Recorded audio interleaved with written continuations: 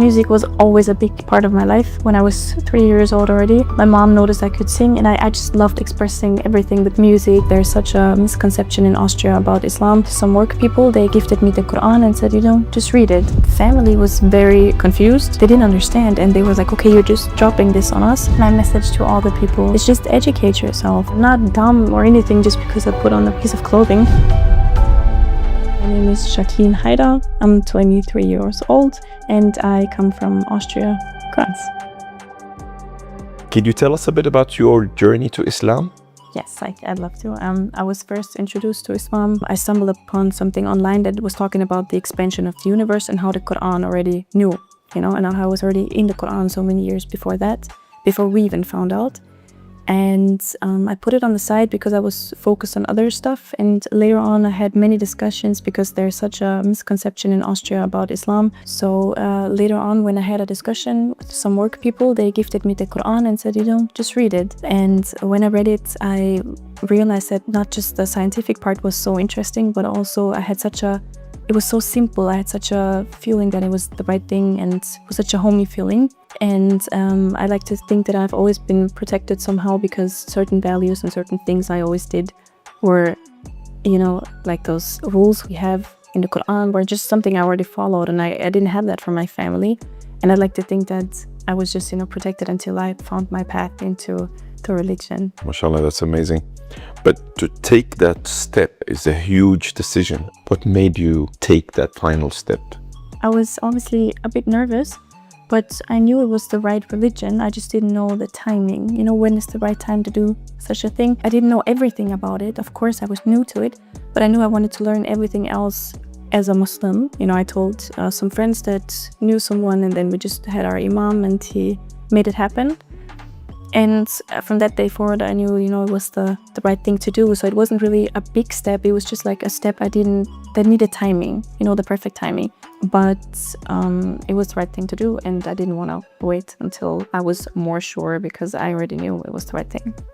How old were you? I think I just turned 20. I was in college. It was just a crazy timing, and everyone was confused because they suddenly, when I reverted to Islam, it took me like a month to put on a hijab. And I told my parents, after telling them that I reverted, no, I don't want to put on my hijab. I don't want to do that. But I just felt it's just a different kind of empowerment, and it felt so right. I felt even closer to my religion wearing my hijab. And so every time I try to put it on in Graz, and I tried to find ways to wear it somehow. So I went to the mosque very often. And I was still afraid to do it in Graz. And then I flew to Barcelona with some friends.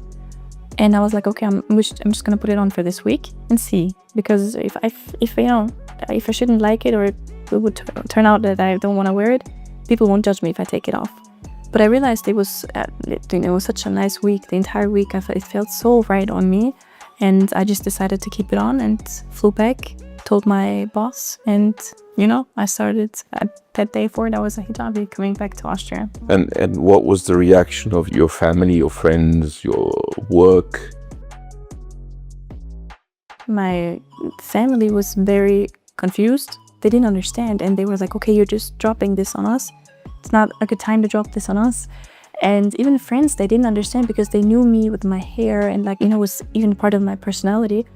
Because for some reason, they're never gonna understand what it is, because they just see me covering and thinking I'm limited in certain ways. I didn't have many Muslim friends, so I didn't have that positive, someone saying, oh, mashallah, Allahumma barik, so I didn't have that. And I had some at work that were very impressed and said, you're gonna see, you're gonna get a community, you're gonna find people that are gonna appreciate this so much and gonna say, you did such a great job. And I did, alhamdulillah. I found later, at the mosque, I found my way into it. But I would say most of it was just bad. They took it really badly. Friends, family, everyone. And at first, I had to. And it was such a hard thing, because they tried to get into and see how much I know. And I told them, this is what I know, and the rest I'm still learning. And they were so confused, because they said, how can you just have read into a religion for a few months and already revert or convert to this religion without even knowing this and that, without knowing the facts when, stories happened. And I told them, this is something I need them to understand, that this is just the main thing. I knew it was right, and the rest I needed to learn. And it was kind of, drove a wedge between us for some time, but we made it work, alhamdulillah. And it was through reading the Quran that you accepted Islam, not through Muslim friends. I had Muslim friends, but I always got along with them at school, like girls. But I didn't understand, and I didn't think in that way. Like I never would have thought, okay, I'm gonna be a Muslim one day, inshallah. And I never thought this way. But I always felt, very protective, even because many were talking bad about the hijab in school. So I always felt this. I was always protecting them, and I said, just let them be. It's their religion, which I think everyone should always do. But no, for some reason, I didn't. And moving on to the other part of your personality, maybe, or your character of who you are, which is music. Yes. So how did you get into music, and what does music mean to you? And the thing is, music was always a big part of my life. When I was 3 years old already, my mom noticed I could sing, and I just loved expressing everything with music, and very theatrical, very, all of that around. And it was always part of my life. And when I when I reverted to Islam and, took on my religion, I wasn't quite sure, because there were so many different opinions online. Some opinions, just strong opinions, and people, listen to them. And I was so afraid that people are gonna be telling me, okay, you're such a bad Muslim, whatever. So I stopped for a year. Like I said, I'm stopping this entire thing for a year. It was the time I wanted to go to The Voice, and I said, no, I need to put a break on that. And I had to figure out, is it right, is it not right? Because I realized it needs, I shouldn't listen to other people. I should just, try to find what it says, and try to, talk to scholars, maybe find a way in a mosque, and just see what the right answer is. And after a year, but less than a year, I realized, okay, I can do music. Like, what is my intention? It's really stated in the Quran, what are your intentions? And it's, like I said, so simple. So everything you're not supposed to do is actually, it says it right there. You're not supposed to do that.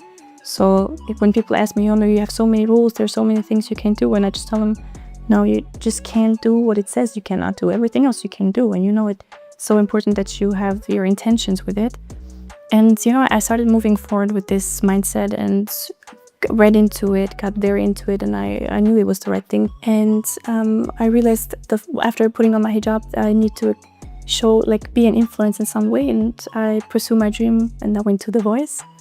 And I told them it's very important for me that I have good songs, good messaging. I want to be a good influence, and I want to show people that we're more than just a scarf and just a piece of clothing. And that I had my message, and then, you guys reached out 2 days before I signed something completely different, and alhamdulillah, it worked out. What was The Voice experience like for you? The Voice experience was fun, it was a fun thing, but I thought it wasn't really, how do I put it? When I was there, I had the fun of my life. I met amazing people. I even met 2 Muslim girls. They do music too. One of them even made it to the half finals, and they're really close friends of mine now. But it was just, people were so confused, and they only see me for my hijab. And even, some people wanted to make the story about the hijab, and then we had a director there who said, but it's her voice. And I said, I'm here for my voice. It's not my hijab that I'm here for. I'm here as a person. If I have blue hair, I'm not going to be there for my blue hair. I'm going to be there for my voice. You could always tell people were just looking at the hijab first and not the voice. And it was so nice, finding you guys, because now you guys don't see me for my hijab, but you see me for my voice. This is something that I've been really blessed with, alhamdulillah. Actually, The Voice is kind of the perfect competition for you, because you got all 4 judges to turn for you, and it was purely for your voice. They couldn't see you. Exactly. They could only judge you for your voice. What was that feeling like? It was so real. That feeling was so real, because when I went to my hotel room back, it took me 2-3 hours to realize. But I honestly felt like, okay, they're turning around for my voice. I could actually tell, because they were so strict about us being in different houses. No one can meet. This would be, disqualifying someone if you meet them. So it really felt like it was, they turned around for my voice. And even then when they turned around, many of them were smiling, because they were like, oh my God, look, it's a girl with a hijab, and she had the courage to stand on stage. And I got so many messages, after it, just my Instagram exploded at the release day. And so many hijabis telling me, mashallah, sister, you did so great. You're such an empowerment. We want to follow your journey. And ever since, it has been growing, and I feel like, it's sort of become my duty as well to be an influence, a good influence, and I get to be reminded of that every day through that. So there's been a lot of media interest in you. Yeah. after your appearance on The Voice from Germany, from the German media and from the Austrian media. Yeah. What was that like? It felt surreal. Like I opened on Instagram, I have my email account linked, obviously for requests and everything. I had to open an entirely new email account because I had so many messages, and it was overwhelming, and I couldn't do all of the interviews. I couldn't do all of the newspapers. Some I just now find, in my DMs, and like I didn't see that. I'm so sorry. But it was a fun feeling. It felt like, it was the right thing to do. And I always try to find and take the opportunity to talk about Islam, because even if it's a bad thing, like they're trying to prove a point, how bad it is, whatever, I try to take that opportunity and, talk about it. And that's why I made sure I'm very educated on it, and I kept reading for an entire year, and I really made it my personality. And I made sure I know what to say, because people are, and now especially me being, a highlight in the social media face of Austria as a hijabi, I'm gonna have to know what to say.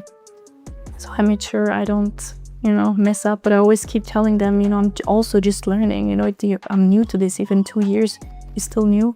Even though I read into it and I put effort into it, it's still something I can still make mistakes. So I made sure I surrounded myself with people that have the same thoughts and could have the same mindset, and it's going a good way. What's the reaction been like in Austria from the Austrian people? It's been different. There have been people that said, wow, it's so nice to see something. We don't even see your hijab. I've had Austrian people even commenting on those haters saying, what do you think you are? You haven't even been there. You don't know. But I don't take it that serious, because, they just don't know. So I can't be mad at them, and I don't want to be mad at them. But I like to think that, and I know that most of them are just, good reactions, and they just need to understand. So this is the journey I'm taking to get people to be more tolerant and be more, open-minded, open their hearts, inshallah. What are you hoping to achieve through your music? I am hoping to especially empower girls. It's so important to be, it's so hard to be in a country where you're afraid to put on a hijab when you really want to put it on. But I don't blame people for not wearing their hijab in my country, because it can be challenging. But I want to empower them and be like, that you're not alone. There are people out there that also want to do it. And if you take this step, it's worth it, because all of this, it outweighs, the good stuff outweighs those minor incidents. I think about them, but, I think about the good stuff on the daily. Like I wake up, I have amazing messages, I have people around me. And it's honestly, I just want to be a good example and, make sure to do the right thing and encourage people to look into that religion at least. Educate yourself. I'm not saying, you have to revert immediately. Just make sure you don't, you understand, because religion is not a bad thing. It's never a form of violence, and it's never political. It's never, how do you say, cultural. So it is religion. It is pure. It is us people that act in a way they shouldn't, but it's not the religion at fault here. So this is a message I also want to spread, and also, to empower women. And why do you create the music that you do and the songs that you do? Is it to represent the voice of some people who are not represented? Is it to express your emotions, to heal, to be heard? But what is it that you want to do? I'd say it's a good mix of representation, but also a sort of expression, because I've always been, I'm a good talker, usually, my native language. But I've always been, my voice has always reached people for some reason. They felt something. It was emotional for them, and they always felt like it was something they felt homey with, So I think it is very important for me to use my voice, my singing voice, in a good way, in a way that's gonna be a good influence. So I think it's a mixture of both of them. How has your faith changed the way you see success? I feel success is when it's not about numbers now for me. It used to be like that, but it's just about, getting someone, even just a person. For example, like someone texted me, she saw my audition on The Voice. She was always so afraid, and she thought about wearing the hijab for a long time. And then we got into contact, and we talked a bit. And then she said, I'm just going to do it. I said, just do it, because if you say you're going to do it in 3 years, and you're always going to push it on, I'm not even for myself. And it's a good thing to be impulsive in that way, although it sounds kind of silly, but it's just try it. Mostly when people put it on there, they don't want to take it off after they've experienced what it is like and what it feels like. And then a few weeks later, I seen her. She texted me again and said, "I'm a hijabi now, alhamdulillah." And I know this is something so minor to some people and something so unnecessary, but it's that was a successful for me. That was success in a way, you know. And also like people saying, you know, I want to read into it now because they read all those hate comments, and they said, but when you read into it and they got interested in it, this is success for me too. So obviously, it's still numbers, of course, and you know, being successful, inshallah, one day. But also this, you know, those little steps are a very great success to me. As a relatively new Muslim, who is your support network? Who are among friends or a mosque or the people around you who support you? I do have support. Of course, I go to mosque. I have a youth group. I'm part of a youth group. We do a lot of projects, and even for reverts and some people that want to join. So I'd say this is a very good support area, and the friends I have. But honestly, I think myself, I am my biggest support on this, because it sounds so silly, but I go back on what I read and what I know is right. So I'm gonna be my biggest support on this journey, because you know, I know it, I read into it, and I know what is right. We all of us have this. We know what is right. It feels wrong to do something.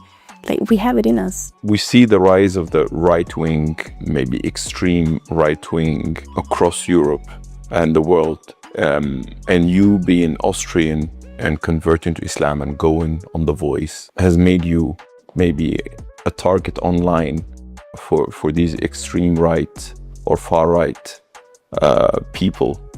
So what's your message to them? My message to all the people, you know, saying I did the wrong thing and how can you do that, is just educate yourself, you know, be a bit more open, because I am a nice person. I'm never gonna hurt you. Like, if you talk to me, I'm gonna be just as nice to you. I'm not dumb or anything just because I put on a piece of clothing. So my message in general would just be more open, be nice, understand that some people just have certain values you might even agree on if you just read into it. On the other side, there are Muslims also who would feel that you going on The Voice, singing, you releasing songs as a Muslim woman, also they feel that something that they feel is not right. So what's your message to them? Yeah, well, obviously, because I've experienced that.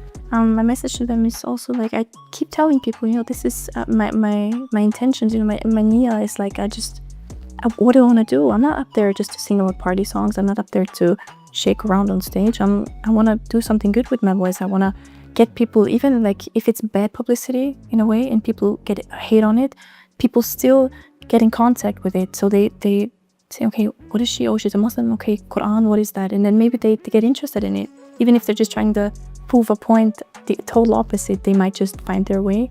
So I feel like they, you know, just, yeah, be more open about it. What do you hope to achieve in the future?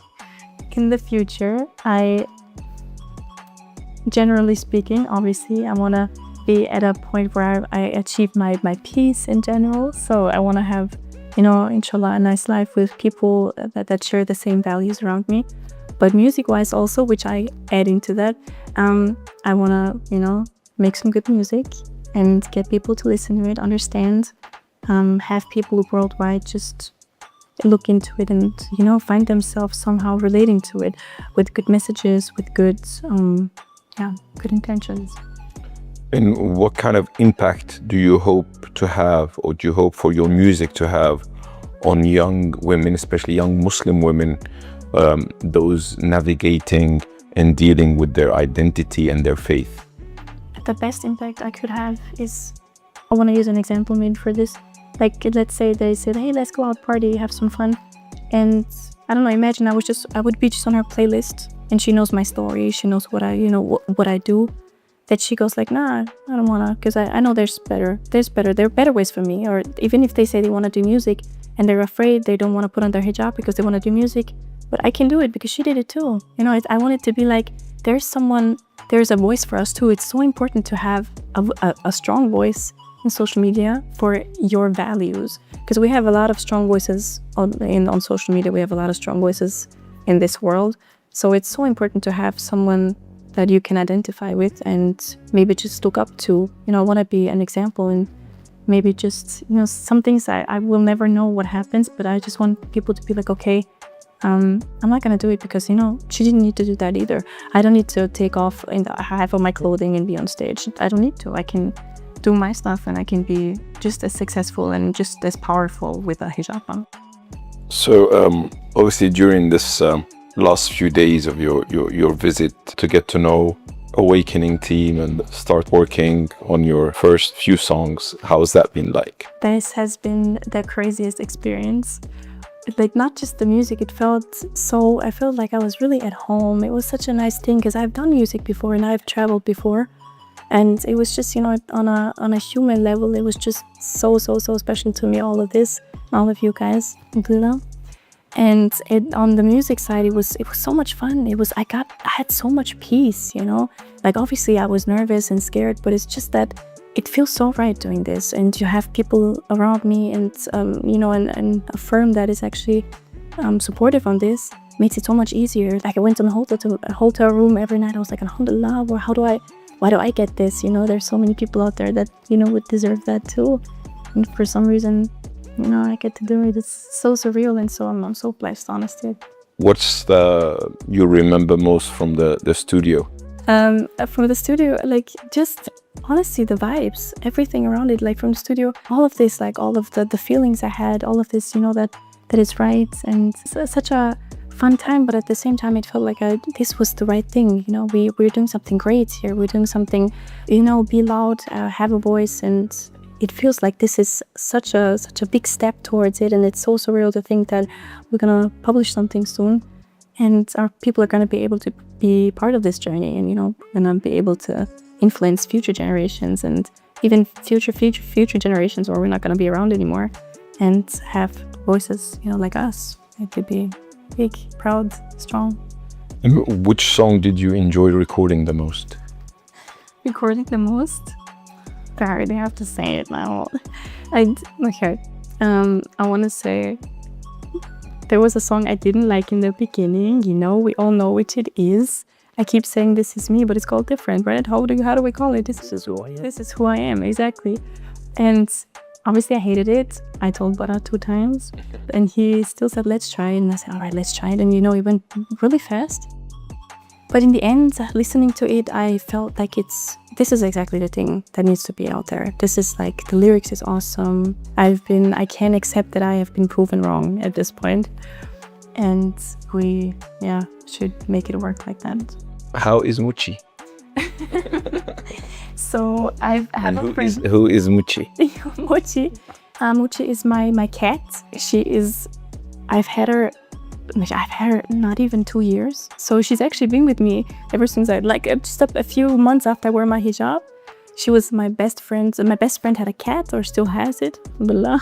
And she had 3 babies, and this was the one that her mom sort of just pushed off and said, I don't want my baby anymore. So I took care of her, and I kept her, and we became inseparable. I miss her so much. When I think about stuff, the first thing I think, okay, I need to think about my cat. So I don't want to say she's my child. I like to think she's something very close to it. And I made sure, because I knew I was going to travel in the future, I always made sure, I always thought about, okay, this is what I want in life. I'm going to make it happen somehow, inshallah. And I made sure she's a travel cat. So she's like a travel cat that loves me very much. Any final words to everyone watching? I obviously wish for everyone to be happy, to find their peace, and never let yourself get dragged down by people, or even if people tell you it's not the right thing and it's the right thing, go for it, because you're always going to find people that agree with you, and you're always going to find a way, like one door closes, the other one opens. Applies so well on this one. So keep pushing, be strong, and do your thing. Thank you. You're welcome.